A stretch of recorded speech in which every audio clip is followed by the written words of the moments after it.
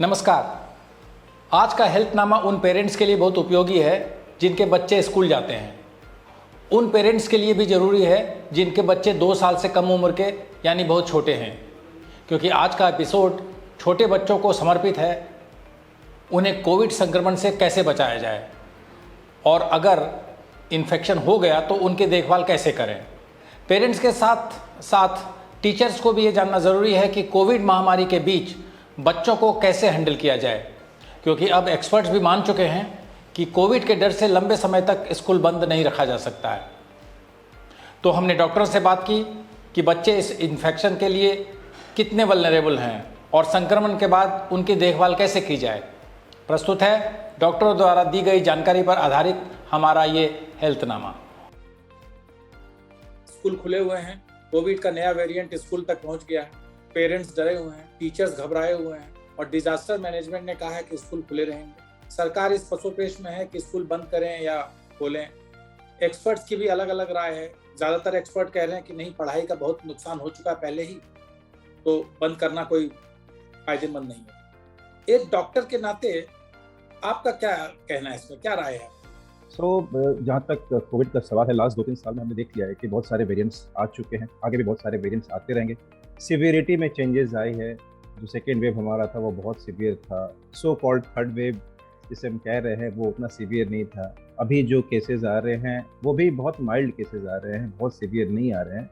हमारे लिए चैलेंजिंग तब होता है जब हमारा जो हॉस्पिटल है it starts getting filled up. जब अस्पताल भरने लगते हैं, हॉस्पिटल सर्विसेज जब फिलअप होने लगती हैं, तब चैलेंजेस ज़्यादा आते हैं। सो माइल्ड इलनेसेस में मेजर कोई प्रॉब्लम्स नहीं होते। बच्चे को अगर दिक्कत होती भी है, डॉक्टर से मशवरा करके वो बहुत जल्दी ठीक हो जाते हैं। मेरे हिसाब से अभी जो करंट सिनारियो है उस हिसाब से अगर देखा जाए तो स्कूल बंद करना या बच्चों की मोबिलिटी रिस्ट्रिक्ट करना या उन्हें बाहर नहीं जाने देना ये लॉन्ग टर्म सोल्यूशन नहीं है। हमें कैटेगराइज करना पड़ेगा कहाँ पे हमें ज़्यादा एक्टिव होना है। कुछ अगर ऐसे पॉकेट्स हैं जहाँ पे केसेस सीरियस हैं या कुछ एक एज ग्रुप ऑफ बच्चे हैं जो कि वल्नरेबल है, जिनको हार्ट लंग किडनीज की दिक्कत है, जिनमें सीवियर इलनेस की चांसेस ज़्यादा है, ऐसे बच्चों को हमें पिन पॉइंट करना पड़ेगा, उनको ज़्यादा केयर देनी पड़ेगी। जो रिसेंट ट्रेंड है और अब जो कह रहे कि लास्ट 2 दिनों से जो हम देख रहे हैं, बच्चे बहुत अच्छा हैंडल कर रहे हैं। जो पॉजिटिव केसेस भी आए हैं, मैक्सिमम केसेस में भर्ती करने की ज़रूरत नहीं पड़ रही है। सरकार ने ऑलरेडी वैक्सीनेशन रोल आउट किया हुआ है 12 साल के ऊपर, और उम्मीद है आने वाले समय में 5 साल के ऊपर भी रोल आउट करेंगे, जैसे कि बाकी कंट्रीज में भी हो रखा है। और इसका दूसरा एक एस्पेक्ट है ये कि अगर हम बच्चों को स्कूल ना भेजें, उनको घर पे रखें, तो जो ओवरऑल डेवलपमेंट है जो हमने देखा है कि लास्ट 2-3 साल में, तो बहुत इम्पैक्ट हो रहा है। कहीं ऐसा ना हो कि ये जो जनरेशन है आगे चल के वो किसी तरीके की एक डेवलपमेंटल इशूज में फंस जाए। कोविड एक भाग है हमारी लाइफस्टाइल का आज बन चुका है, लेकिन इसके साथ ये भी अप्रिशिएट करना, इस बात को भी महसूस करना बहुत ज़रूरी है कि ओवरऑल डेवलपमेंट, ओवरऑल विकास बच्चों का वो कहीं थम ना जाए और दोनों को बैलेंस करते हुए हमें आगे बढ़ना है। तो स्कूल बंद कर देना मेरे हिसाब से सिर्फ एक सुझाव तो नहीं। आप अपने अनुभव से बताएं कि इस समय जो नया वेरिएंट आया है उसके शिकार छोटे बच्चे, 5 साल से कम उम्र के बच्चे क्या आ रहे हैं आपके पास, और खास करके इन्फेंट, न्यू बॉर्न बेबी, इनमें कितना ये इन्फेक्शन हो रहा है? इन्फेक्ट तो ये कर रहे हैं 5 साल से छोटे बच्चों को भी, और जो आपने बात की इन्फेंट्स यानी कि जो 1 साल से छोटे बच्चे हैं उन्हें भी। थोड़ी सी जो मेरा अपना एक्सपीरियंस है, मैंने ये देखा है क्योंकि मैं यहाँ पर PICU का इंचार्ज हूँ, तो जो एडमिट हुए हैं उसमें अभी तक हमने 2 बच्चे एडमिट किए हैं अभी रिसेंट इन लास्ट 1 मंथ, और दोनों ही जो बच्चे एडमिट किए हैं वो 1 साल से कम वाले बच्चे एडमिट। और चूंकि आपको ये समझना होगा कि जो छोटा बच्चा होता है उसकी जो सांस की नली होती है वो बहुत छोटी होती है, तो उस पर जरा सा भी कुछ एक स्वेलिंग ट्रिगर अगर होगी तो उनको ब्रीदिंग डिफिकल्टी ज़्यादा होती है as compare to the other older population, जिसमें चाहे बड़े बच्चे हों या एडल्ट हों। तो दोनों ही बच्चे एज ए ब्रोंकियोलाइटिस करके वो एडमिट किए थे हमने, और लेकिन जो 2 बच्चे हमने एडमिट किए वो दोनों ही बहुत अच्छे से रिकवर हुए। They required around 2 to 3 days of stay in paediatric ICU। लेकिन जो उससे बड़े बच्चे हैं, जो 1 से 5 साल की एज में हैं या 5 साल से बड़े बच्चे हैं, तो केसेस तो हैं, और ज़्यादातर केसेस जो हैं वो अपर रेस्पिरेटरी ट्रैक इन्फेक्शन जैसे ही हैं कि उन्हें बस थोड़ा बहुत नज़ला, खांसी, जुकाम और बुखार इस कॉमन सिम्टम्स के साथ आते हैं, वो ओपीडी से अगर हम टेस्ट कराते हैं पॉजिटिव आते हैं, ठीक है, बट अदरवाइज उन्हें और किसी सपोर्ट की ऐसे ज़रूरत नहीं होती है। तो जस्ट सिम्टोमेटिक ट्रीटमेंट पर वो ठीक हो जाते हैं और घर में ही रहे, हम ज़्यादातर उन्हें घर में रहने की सुझाव देते हैं। आप अपने अनुभव से बताएं कि आपके हॉस्पिटल्स में जो केसेस आ रहे हैं इस समय, उसमें बच्चों जी। के केसेस के कितने संख्या है, कितने प्रतिशत हैं, और उनमें क्या कॉमन सिम्टम्स पाए जा रहे हैं?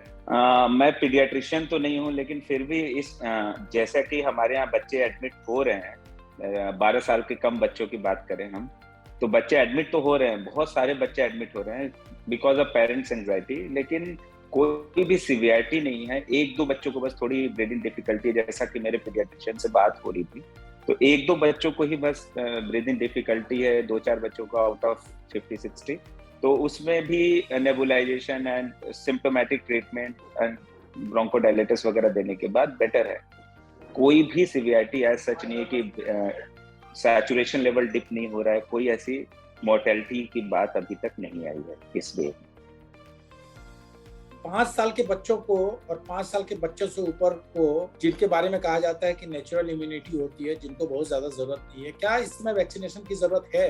सो इसमें एक्सपर्ट्स डिफर करते हैं, नो डाउट। देयर आर जो एक ग्रुप ऑफ एक्सपर्ट्स है, उनका ये कहना है कि क्योंकि बच्चों में साइटोकाइन स्टॉर्म जिसे हम कहते हैं कि जब बीमारी होती है, सो कोविड इन्फेक्शन वायरस जितनी प्रॉब्लम होती है उससे ज़्यादा और प्रॉब्लम उसी के बराबर प्रॉब्लम तब होता है जब बॉडी हमारा रिस्पॉन्स दिखाता है, जिसको हम साइटोकाइन स्टॉर्म कहते हैं। तो बच्चों में ये साइटोकाइन स्टॉर्म जो है वो काफ़ी कम होता है एज कम्पेयर टू एडल्ट्स। इसलिए बच्चे जनरली कोविड बहुत अच्छा हैंडल करते हैं। लेकिन इसका दूसरा एस्पेक्ट ये है कि अगर कुछ सबसेट ऑफ बच्चे जो कि बीमार हैं, जो जो जिनको किसी तरीके की दिक्कत है, वो सिवियर इलनेस के प्रभाव में आ सकते हैं। बहुत सारे केस रिपोर्ट्स भी आए हैं कि बच्चों में खास के एक सघन बीमारी होती है जिसे हम कहते हैं MIS, multi system inflammatory syndrome of children, जो कि प्रेडिक्ट करना मुश्किल है कि इस बच्चे को हो सकती है। तो नॉर्मली जब कोविड होता है उसके 2-3 महीने बाद बच्चा वापस अस्पताल आने की स्थिति में आ जाता है, हाई ग्रेड फीवर। तो ये सारी चीज़ें बच्चों में अमूमन देखने में मिलती हैं।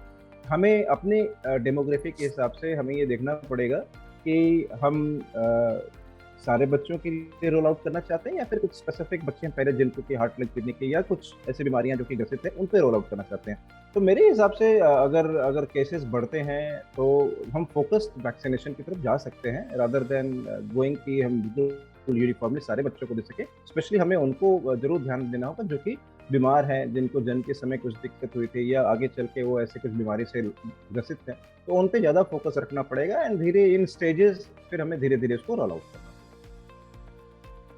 कि जो प्रीमेच्योर बेबी हैं और जो लंग इन्फेक्शन के साथ पैदा होते हैं बच्चे, वो ज्यादा वल्नरेबल, तो इसका कोई प्रिवेंशन है, कोई रेमेडी है? देखिए, एज सच कोई ऑब्वियसली अगर किसी को कोई ऑलरेडी एग्जिस्टिंग डिसीज है और चाहे जिस तरीके से डॉक्टर रमनी रंजन ने कहा कि उन्हें कोई और बर्थ के टाइम पे मान लिया कोई कार्डियक डिफेक्ट है या और उन्हें कोई किडनी इश्यूज हैं या उनके लीवर इश्यूज हैं जो चल रहे हैं ऑलरेडी, और उसके ऊपर कोई और बॉडी पे अगर कोई भी इम्पैक्ट होता है, कोई भी अगर अटैक होता है किसी वायरस से, तो वो उनके जो फाइन लाइन बैलेंस है उनको वो डिस्टर्ब कर सकता है और डेफिनेटली वो ज़्यादा सिक हो सकते हैं और उनकी जो आउटकम है तो वो थोड़े ख़राब हो सकते हैं as compare to the other जो बिल्कुल हेल्दी ऑर्गन है जिन बच्चों के।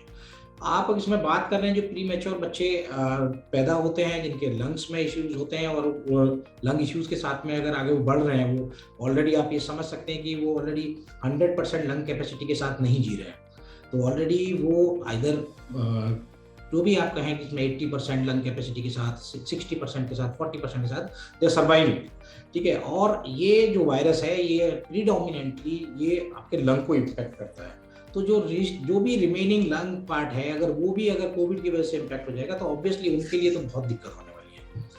तो लेकिन इसमें क्या कोई रेमेडी है? आई थिंक उसके लिए रेमेडी जो हम पहले बात कर चुके हैं वो वैक्सीन ही है। खासतौर पे शायद हो सकता है कि बच्चे वो अभी 12 साल से कम हो वो बच्चे, तो उनके लिए तो वैक्सीन नहीं है, बट एटलीस्ट जो अदर पॉपुलेशन है, जो उससे बड़े बच्चे हैं, जो एडोलेसेंट एज ग्रुप में आ रहे हैं या जो एडल्ट हैं जो उनके आसपास रहते हैं, शायद वो सभी लोग अगर अपने आप को वैक्सीनेट कर लें और वो वैक्सीन जो वायरस को शायद उतने स्प्रेड ना करें आसपास जो बाकी जब हम प्रिवेंशन लेते हैं, जिसको हम कोविड अप्रोप्रिएट बिहेवियर करते हैं, तो खास तौर पे ऐसे बच्चों के साथ जब आप रहते हैं तो स्ट्रिक्टली आप फॉलो करें कोविड अप्रोप्रिएट बिहेवियर।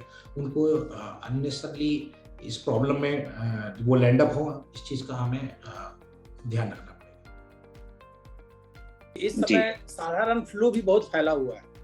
जी तो जी आपके हॉस्पिटल में जब लोग आते होंगे तो उसको आप सिम्टम्स लगभग बराबर ही है, तो कैसे डिफरेंशिएट करते हैं? हम लोग RT-PCR तो कराते हैं एज पर गवर्नमेंट गाइडलाइंस। हम कोविड टेस्ट भी कराते हैं, लेकिन जैसा कि एम्स का गाइडलाइन है हम उसी को फॉलो करते हैं सारे लोग। तो उसमें जब फ्लू जैसे सिम्टम हो तो हम लेवल 1 की ट्रीटमेंट ही उनको देते हैं। फ्लू की तरह ही ट्रीट करना होता है, even if it is Covid हो तब भी हमें फ्लू की तरह ही ट्रीट करना है। अगर ऑक्सीजन लेवल डिप होना शुरू होता है, ब्रेथलेसनेस शुरू होती है, तो उसको लेवल 2 की तरह ट्रीट किया जाता है। और लेवल 3 मतलब बहुत ज्यादा कम ऑक्सीजन लेवल हो जाए, बहुत सीवियर हो जाए, वेंटिलेटर तक की जरूरत है, तो लेवल 3। लेकिन हमें लेवल 1 पेशेंट जो कि फ्लू की तरह ट्रीट करना होता है, इवन इन कोविड ऑल्सो, तो हम इसको नॉर्मल फ्लू की तरह ही कोविड में भी ट्रीट करते हैं। डॉक्टरों की बातों से यह साफ है कि बच्चों को एक्टिव रहना ज़रूरी है। इससे शारीरिक विकास के साथ साथ मानसिक विकास भी होता है, जो शरीर की रोग प्रतिरोधक क्षमता को बढ़ाता है। हमें उम्मीद है आपको हमारा ये एपिसोड ज्ञानवर्धक लगा होगा। इस तरह के सारे वीडियो आप YouTube के हिल TV पर जाकर देख सकते हैं। नमस्कार।